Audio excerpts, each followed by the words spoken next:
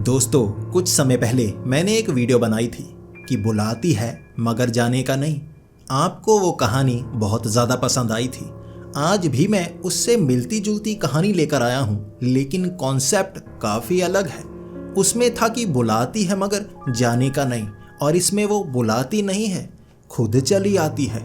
और उसके बाद मनोज के साथ क्या होता है, कहानी बहुत ज़्यादा डरावनी और रोमांचक है। दोस्तों, आपको अंदर तक डर लगने वाला है, तो कमरे की लाइट्स ऑफ कर लीजिए, हेडफोन लगा लीजिए, क्योंकि ये वक्त हो रहा है डरने का।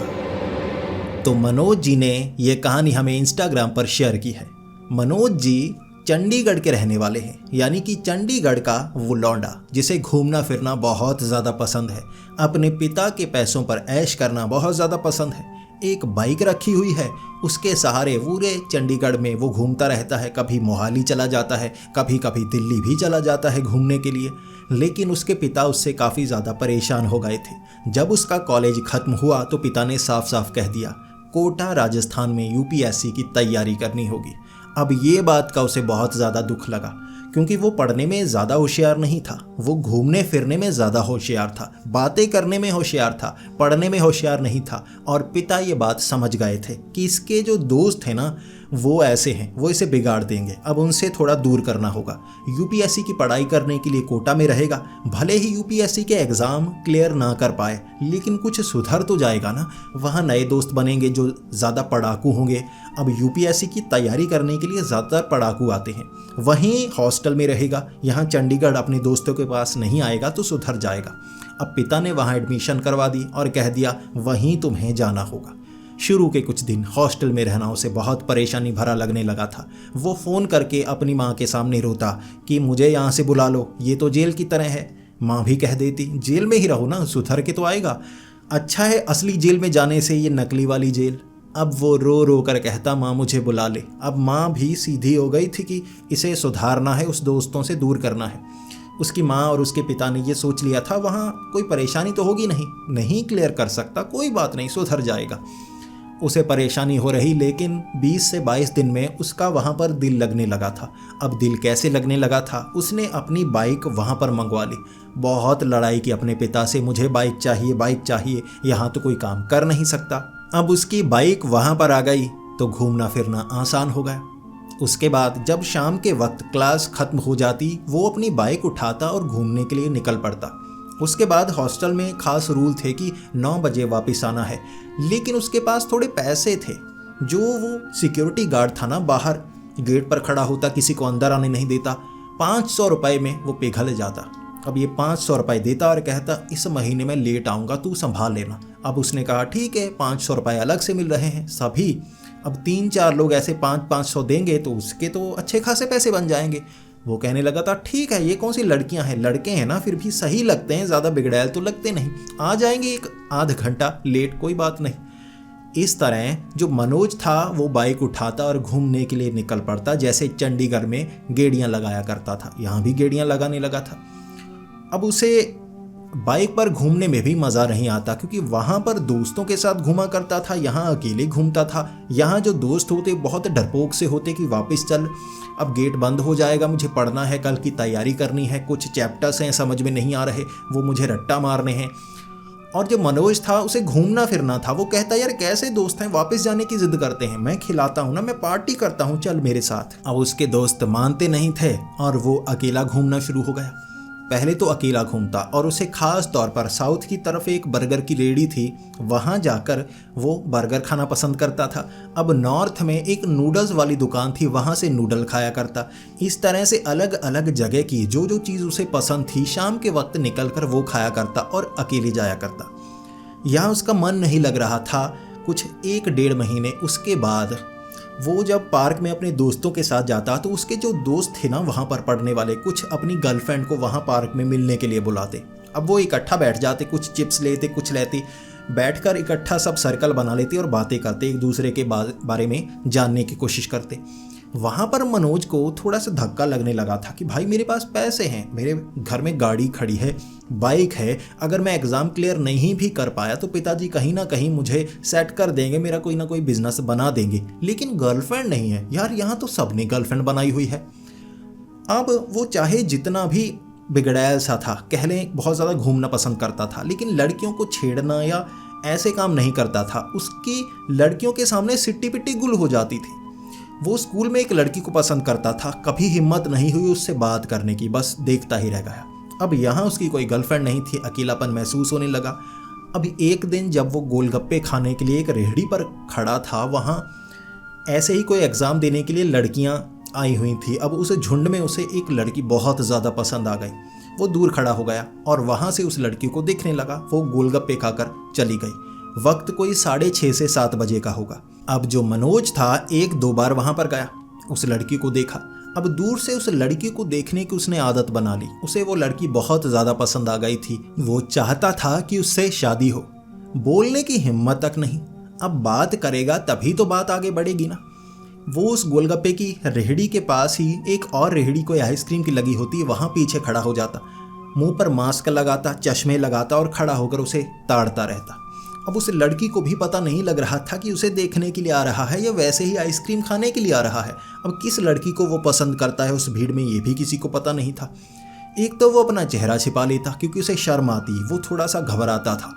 अब बाकी लड़कियां जो ग्रुप में होती, जब पार्क में मिलते बाकी अपनी गर्लफ्रेंड से, वहाँ तो बड़ा चढ़ा कर कहता कि मुझ पर बहुत सारी लड़कियां मरती हैं, मैं तो वहाँ घूमने जाता हूँ, अगले साल मैं सिंगापुर घूमने जाऊँगा। लेकिन जिस लड़की को पसंद करता था उसके सामने सिट्टी पिट्टी गुल, आंखें तक मिलाने की हिम्मत नहीं थी, इसीलिए चश्मे पहना करता। 7 बजे सन ग्लासेस पहनकर इस तरह आंखें मोड़ मोड़ कर उसे देखता।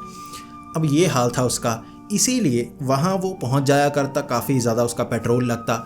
लेकिन अंधेरा काफ़ी ज़्यादा होने लगा था। उस लड़की को उसने एक दिन 7:30 बजे देखा। वो इंतज़ार करता रहा आधा घंटा। अब काफ़ी देर होती और ये जो जगह थी 6 से 7 किलोमीटर दूर थी उसके हॉस्टल से, और उसे वापस भी आना पड़ता। इसीलिए अंधेरा काफ़ी ज़्यादा होने लगा था, वापस आकर काम भी करने पड़ते थे।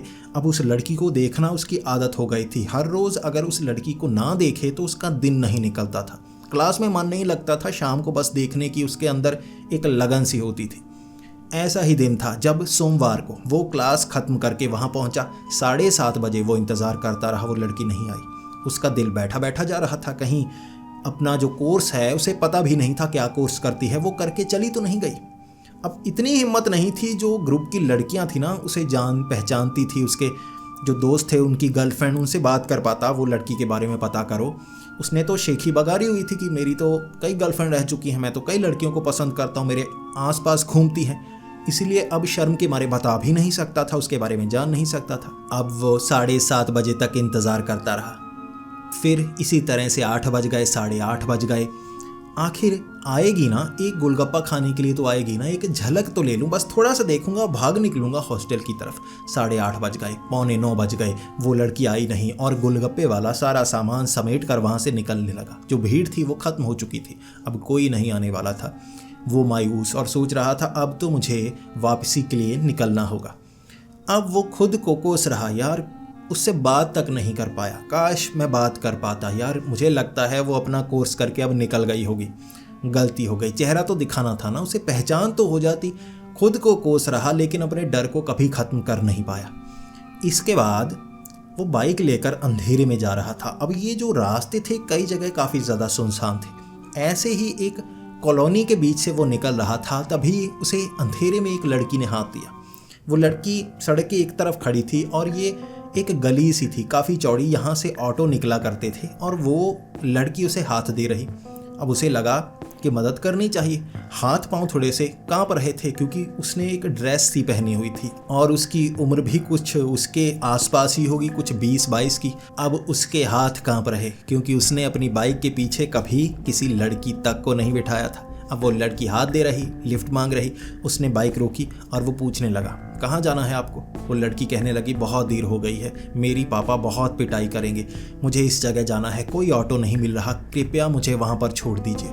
वो इस तरह से हाथ जोड़ रही थी कि मनोज को तरस आ गया कि ठीक है, मैं छोड़ाऊँगा, कोई बात नहीं, मेरा हॉस्टल तो इस तरफ है, मैं आपको उस तरफ छोड़ाऊँगा, परेशानी की बात नहीं, आप देखिए रोइए मत, आपका मेकअप खराब हो जाएगा। वो लड़की बहुत ज़्यादा खूबसूरत थी और मनोज ने करीब से देखी तो उसे लग रहा था कि वो लड़की जिसे वो हर रोज़ देखता है ये तो उससे भी ज़्यादा सुंदर है। हो सकता है भगवान ने यही उसकी किस्मत में लिखी हो। तो अंदर अंदर से उसके अंदर लड्डू फूट रहे। अब वो लड़की उसकी बाइक के पीछे बैठ गई और उसकी बाइक भी पीछे से उठी हुई बाइक थी। इसे स्पोर्ट्स बाइक कहा जाता है, जबकि पीछे वाला एक्सीडेंट का शिकार हो ही जाता है, यानी कि पीछे को उठी हुई स्पोर्ट्स बाइक। अगर ब्रेक लगी तो लड़की बिल्कुल टायर के नीचे आगे वाले। फिर भी उसने बिठा लिया। इसके बाद वो बाइक चलाने लगा। अब वो बाइक चला रहा धीमी, ताकि उस लड़की को झटका महसूस ना हो। अब वो लड़की अनकंफर्टेबल फील ना हो। मनोज अच्छा लड़का था, वो नहीं चाहता था कि ज़्यादा ब्रेक लगाए और लड़की अनकंफर्टेबल हो और ये कहे कि तुम मुझे छेड़ रहे हो, जानबूझकर ब्रेक लगा रहे हो। खड्डा आता बड़े आराम से निकालता और बाइक धीमी धीमी चला रहा था। लेकिन वो उस लड़की से बात भी करना चाहता था। किसी तरह उसने आंखें बंद की और मन में सोचा थोड़ी सी तो बात कर ले, पता तो कर ले क्या करती है, कहाँ रहती है। अब मदद की है, दोस्त तो बना ले, फिर बात शायद आगे बढ़ जाए। फिर वो पूछने लगा, तुम कहीं कोई मैरिज पार्टी से आई थी? इस तरह तैयार लग रही हो, इस अंधेरे में खड़ी थी, कोई दोस्त छोड़ने नहीं गया? तो वो कहने लगी, मेरी सारी सहेलियां जा चुकी थी, मैं क्या करती, वहां अकेली रह गई थी।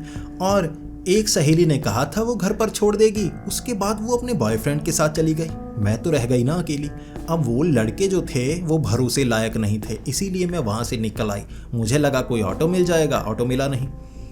अब मनोज मन में कह रहा, ये तो भगवान की चाल होती है ना मिलाने की। अब मुझसे मिलाना था, तभी भगवान की यह चाल थी। अंदर से वो खुश हो रहा, फिर भी जबान से दुखी होकर कह रहा, अरे बड़ा बुरा हुआ, कोई बात नहीं, मैं मिल गया ना, मैं छोड़ आऊँगा। अब मुझे बताओ तुम्हें जाना कहाँ पर है? उस लड़की ने कहा, मैं तुम्हें बताती जाऊँगी ना, ऐसे मुझे भी उस जगह के बारे में ज़्यादा पता नहीं है, हमने नया मकान लिया है, तुम्हें मैं बताती जाऊँगी, उस तरफ मुड़ते जाना। अब मनोज ने कहा ठीक है। इस तरह वो लड़की जैसे जैसे बताती गई, मनोज बाइक चलाता गया, आगे चलाता गया। अब धीरे धीरे वो लड़की मनोज को शहर से बाहर ले जा रही थी। मनोज के मन में एक बार भी ये ख्याल नहीं आया कि कहीं ये कोई चोर लुटेरों के साथ मिली हुई लड़की तो नहीं, क्योंकि इतनी ज़्यादा खूबसूरत थी, देखने में ऐसा नहीं लग रहा था कि कोई चालबाज लड़की हो, वो कोई अच्छे घर की लड़की लग रही थी। तो मनोज बाइक चलाता गया, जैसे जैसे वो कहती गई मनोज बाइक चलाता गया, उस तरफ मुड़ता गया। उसके बाद मनोज अब पूछने लगा था, कहाँ पर पढ़ रही हो? तो उसके जो जवाब थे, अब शहर से बाहर आने के बाद ना उसके जवाब बदले बदले से। अब मनोज ने पूछा, कहाँ पर पढ़ रही हो? तो उसने कहा, मैं पढ़ती नहीं हूँ, मैं लेटी रहती हूँ। तो ये बात सुनकर पहले मनोज थोड़ा सा शांत हो गया, फिर हंसने लगा, अच्छा मजाक अच्छा करती हो, तुम कहीं पढ़ती नहीं हो, लेटी रहती हो, चलो लेटे लेटे तो पढ़ती होगी ना। वो लड़की कहने लगी, लेटे लेटे कौन पढ़ सकता है, लेटे लेटे तो नज़र भी नहीं आता, ऊपर मिट्टी पड़ी होती है ना। ये सुनकर अब मनोज के थोड़े से होश उड़े, ये डरा रही है या क्या कर रही है? अब इस तरह अंधेरे में मिली है, कोई चुड़ैल तो नहीं? हंसी हंसी में उसने ये बात कही, कहीं तुम चुड़ैल तो नहीं?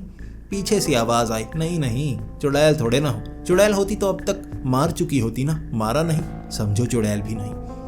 अब बीच बीच में ऐसी बातें करती वो लड़की और मनोज के होश उड़ जाते, उसके थोड़े थोड़े बीच में हाथ कांप जाते। उसका जवाब हर बार डरावना सा होता, यानी तुम कहाँ पढ़ती हो? उसने कहा, मैं तो लेटी रहती हूँ। उसने कहा, चुड़ैल तो नहीं? उसने कहा, नहीं नहीं, चुड़ैल होती तो मार चुकी होती।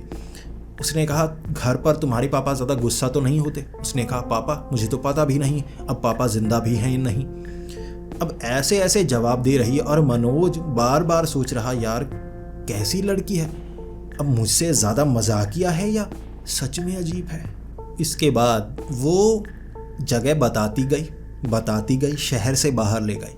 वहाँ तो स्ट्रीट लाइट तक नहीं थे, वो गलियों में ले गई। वो बंद पड़ी गलियां थी, छोटे छोटे रास्ते थे, कच्ची मिट्टी के बने हुए रास्ते। वहाँ से बाइक को निकालते निकालते कई बार झाड़ियाँ, उसमें कांटे होते जो उसकी जीन की पैंट पर फंस जाते। इस तरह कुछ झाड़ियाँ पैंट से चिपकी हुई, कुछ उस लड़की के कपड़ों से चिपकी हुई, कुछ टायर में फंसे हुए धागे इस तरह खींचते हुए। पीछे से आवाज़ें आ रही थी, झाड़ियाँ अब टायर में फंसी हुई, घिसड़ने की आवाज़ें। वो सोच रहा, यार इस लड़की को छोड़ दूं, उसके बाद ये साफ़ करूंगा, निकलूंगा। शहर से बहुत बाहर ले आई थी, लगभग 10 से 12 किलोमीटर बाहर शहर से ले आई थी। ये कोई गांव लग रहा था। अब दूर दूर लाइट दिख रही, लेकिन ये ले जा कहाँ रही है वो समझ नहीं पा रहा था मनोज। तो मनोज अब पूछना चाहता तो उसके जवाब टेढ़े मेढ़े होते, और मनोज को बीच में डर भी लगता, और उसमें हिम्मत नहीं थी किसी लड़की को इस तरह से बिठाया है और रास्ते में उतार दूं। वो बस चाहता था जल्दी से उस जगह पहुंचूं, जल्दी से उतारूं, मैं निकलता बनूं, अब बहुत देर हो गई है। वो सिक्योरिटी गार्ड खुद डांटेगा कि कितनी देर कर दी है। इसके बाद अब मनोज चलाता गया झाड़ियों के बीच से निकलते हुए, कोई खाली ग्राउंड के बीच से निकलती हुई, कोई तालाब के पास से निकालते हुए एक जगह वो पहुंच गई। वहां पर सिर्फ एक बल्ब लगा हुआ था, एक बड़ा सा गेट, उसके बाहर उसने रुकने के लिए कहा। अब मनोज ने वहां रोकी बाइक और कहा, अच्छा तुम्हारा घर यहाँ आसपास है? तो उस लड़की ने कहा, हाँ मेरा घर यहाँ आसपास नहीं है, लेकिन मैं यहाँ पर रहती हूँ। ये सुनकर अब मनोज काफ़ी हैरान सा हुआ और उसने कहा, घर ही होगा ना, वहीं रहती हो, तुम कौन सा तबेले में रहती हो? उसने सोचा मैं भी मजाक करूं, वो मजाक कर रही है। तो उस लड़की ने गुस्से में कहा, देखो मजाक मत करो, इस समय मजाक अच्छा नहीं लगता।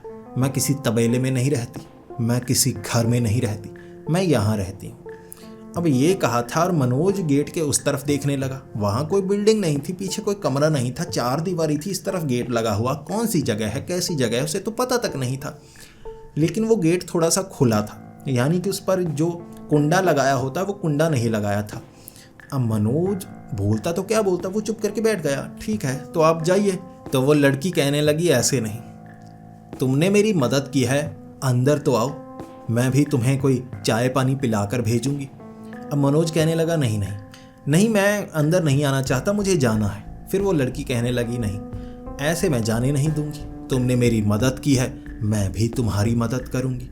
अब मनोज मना करता रहा, उस लड़की ने कहा नहीं। फिर मनोज कहने लगा, देखो वक्त बहुत ज़्यादा हो गया है और वैसे भी तुम्हारे पापा शक करेंगे, कहीं मुझे मारने पीटने ना लग जाएं, तुम जाओ, फिर कभी मिलेंगे ना, तुम मुझे नंबर दे दो, मैं वहाँ पर कॉल कर लूँगा। तो उस लड़की ने कहा, मेरे पास फ़ोन नहीं है और यहाँ मेरे पापा मम्मी नहीं है। ये सुनकर मनोज को मन में ख्याल आया, यार ये कैसी लड़की है, इसके माता पिता यहाँ नहीं है तो कहाँ है, क्या घर में ये अकेली है? अब उस लड़की ने कहा, आ जाओ, मेरे मम्मी पापा यहाँ पर नहीं है। एक बार तो वो सोचने लगा, ये कैसी लड़की है, अब बुला रही है, पहली बार मिली है फिर भी बुला रही है।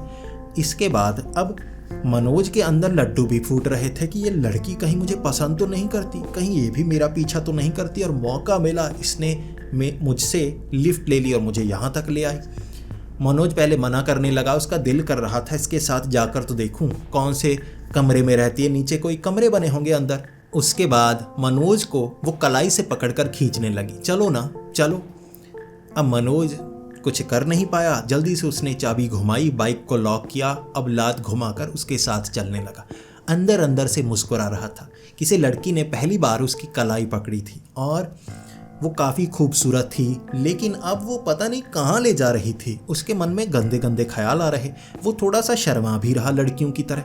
इसके बाद उसने गेट खोला और लड़की कहने लगी, मैं यहाँ रहती हूँ। जब उसने इशारा किया, वहाँ बहुत ज़्यादा अंधेरा था, कहीं लाइट नहीं थी। एक लाइट थी जो आगे की तरफ लगी हुई, पीछे कोई बोर्ड लगा हुआ था ताकि रोशनी इस तरफ पड़े, उस तरफ रोशनी नहीं पड़ रही थी।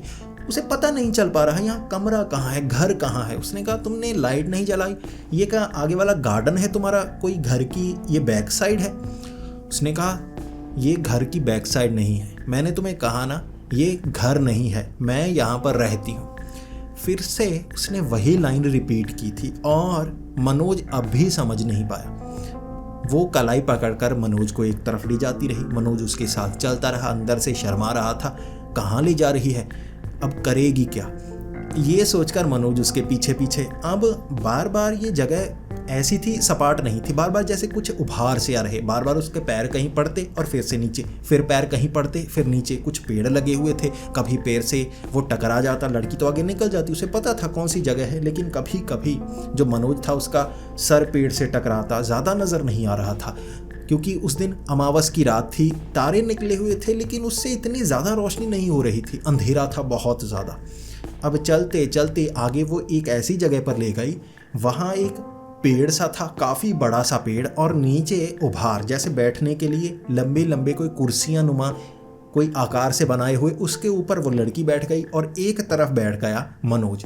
फिर वो कहने लगी, बताओ अब क्या पियोगे? अब मनोज सोचने लगा, यहाँ बिठाया है, लाइट तो जला लो, काफ़ी अंधेरा है, क्या तुम कहाँ ले आई, यहाँ तो बहुत ज़्यादा अंधेरा है।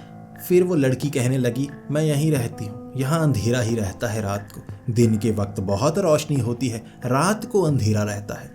अब मनोज सोचने लगा था, ये कैसी लड़की है, मुझे कहाँ ले आई है, ये करना क्या चाहती है, उसके दिमाग में तो ये चल रहा था कहीं ये कोई बगड़ैल लड़की तो नहीं। इसीलिए वो बैठा बैठा सोचे जा रहा और वो लड़की बार बार पूछे जा रही, बताओ क्या पियोगे। उसने कहा नहीं बस कुछ सादा पानी पीऊँगा, सादा पानी ला दो और लाइट जला दो। फिर वो लड़की कहने लगी पानी तो है नहीं हमारे पास। फिर उसने कहा चलो कुछ और दे दो, चाय पिला दो। तो उसने कहा चाय तो यहाँ मिलती नहीं। फिर वो सोचने लगा, इसने तो कहा क्या पियोगे, पूछ क्यों रही है। उसने कहा पूछ क्यों रही हो, जो मिलता है वो ला दो।